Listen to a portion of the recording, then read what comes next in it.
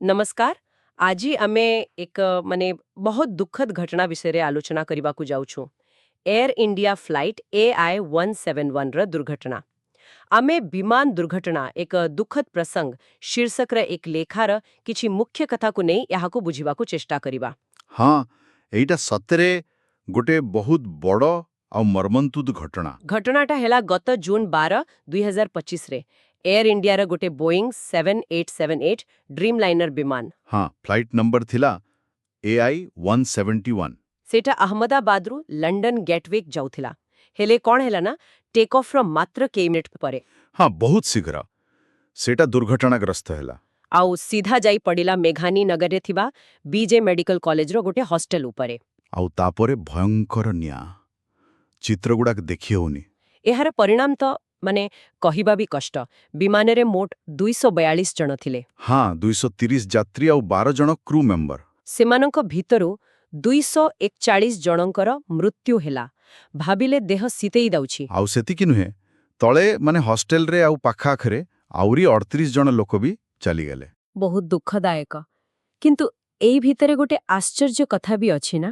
ହଁ, ସେଇଟା ହିଁ ସବୁଠୁ ଆଶ୍ଚର୍ଯ୍ୟ। ଏତେ ବଡ଼ ଧ୍ୱଂସ ଭିତରେ ଜଣେ ମାତ୍ର ବ୍ୟକ୍ତି ବଞ୍ଚିଗଲେ। କିଏ ସେ? ସେ ହେଉଛନ୍ତି ବିଶ୍ୱାସ କୁମାର ରମେଶ, ବୟସ 40, ବ୍ରିଟିଶ ନାଗରିକ। ଏତେ ବଡ଼ ବିଧ୍ୱଂସ ଭିତରେ ତାଙ୍କର ବଞ୍ଚିଯିବା, ଏଇଟା ସତରେ ଅବିଶ୍ୱାସନୀୟ। କେମିତି ସମ୍ଭବ ହେଲା କେଜାଣେ? ଆଶ୍ଚର୍ଯ୍ୟ। ତେବେ ସମସ୍ତେ ଏବେ ଜାଣିବାକୁ ଚାହୁଁଛନ୍ତି କାରଣଟା କ'ଣ, ଏମିତି କେମିତି ହେଲା, ତଦନ୍ତ କଥା କ'ଣ? ହଁ, ତଦନ୍ତ ତ ଜୋରସୋରରେ ଚାଲିଛି।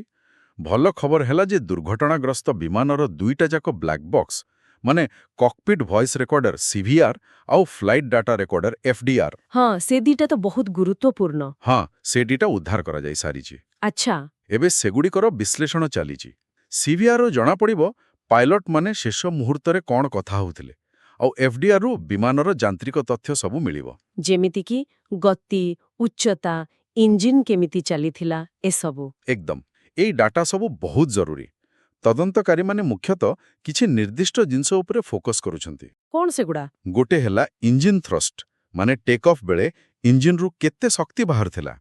ଦ୍ୱିତୀୟରେ ୱିଙ୍ଗ ଫ୍ଲାପ୍ସର ସ୍ଥିତି, ଏଇ ଫ୍ଲାପ୍ସ ଠିକ୍ ଭାବେ କାମ କରୁଥିଲା କି ନାହିଁ। ହଁ। ଆଉ ତୃତୀୟ, ଯୋଉଟା ବହୁତ ଗୁରୁତ୍ୱପୂର୍ଣ୍ଣ ବୋଲି କୁହାଯାଉଛି, ସେଟା ହେଲା ଲ୍ୟାଣ୍ଡିଂ ଗିୟର, ବିମାନର ଚକ। ଚକ?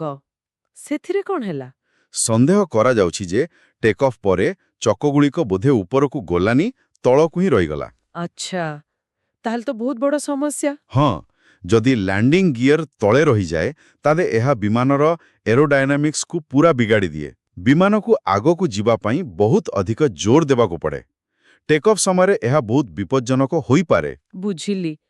ତେବେ ତଦନ୍ତ ରିପୋର୍ଟ କେବେ ଆସିବ, କିଛି ଖବର ଅଛି? ଗୋଟେ ତଦନ୍ତକାରୀ ଟିମ୍ ତିଆରି ହୋଇଛି। ଆଶା କରାଯାଉଛି ଯେ ଆସନ୍ତା 3 ମାସ ଭିତରେ ଗୋଟେ ପ୍ରାଥମିକ ରିପୋର୍ଟ ମିଳିପାରେ। ହଁ। କିନ୍ତୁ ଜାଣିଛନ୍ତି ତ, ପୁରା ରିପୋର୍ଟ ଆସିବାକୁ ସମୟ ଲାଗିବ। ଆଉ ଏହାର ଯାହା ବି ଫଳାଫଳ ଆସିବ, ତାହା କେବଳ ଏହି ଦୁର୍ଘଟଣା ପାଇଁ ନୁହେଁ, ପୁରା ବିମାନ ଚଳାଚଳ ଶିଳ୍ପ ପାଇଁ ଗୁରୁତ୍ୱପୂର୍ଣ୍ଣ ହେବ। ଏକଦମ ସାରା ବିଶ୍ୱର ସୁରକ୍ଷା ନିୟମ ଉପରେ ଏହାର ପ୍ରଭାବ ପଡ଼ିପାରେ। ଆଚ୍ଛା, ଦୁର୍ଘଟଣା ପରେ ଏୟାର ଇଣ୍ଡିଆ ବା ବୋଇଂ କମ୍ପାନୀ ତରଫରୁ କିଛି ପ୍ରତିକ୍ରିୟା ଆସିଛି? ହଁ, ଏୟାର ଇଣ୍ଡିଆର ଚେୟାରମ୍ୟାନ N. ଚନ୍ଦ୍ରଶେଖରନ୍ ଗୋଟେ ବିବୃତ୍ତି ଦେଇଛନ୍ତି। ସେ ଗଭୀର ଦୁଃଖ ପ୍ରକାଶ କରିଛନ୍ତି ଆଉ କହିଛନ୍ତି ଯେ ଏହି ଘଟଣା ବିଶ୍ୱସ୍ତରରେ ସୁରକ୍ଷା ବ୍ୟବସ୍ଥାକୁ ଆହୁରି ଭଲ କରିବା ପାଇଁ ଏକ ପ୍ରେରଣା ହେବ। ଆଉ ବୋଇଂ, ସେମାନଙ୍କ ଉପରେ ବି ତ ପ୍ରଶ୍ନ ଉଠୁଥିବ। ନିଶ୍ଚୟ ଉଠୁଛି। ବୋଇଂର ସୁରକ୍ଷା ରେକର୍ଡ ନେଇ ଆଗରୁ ବି କିଛି ପ୍ରଶ୍ନ ଥିଲା। ଏବେ ଏହି ଘଟଣା ପରେ ପୁଣି ଥରେ ସେମାନଙ୍କ ଉପରେ ଚାପ ବଢ଼ିଛି।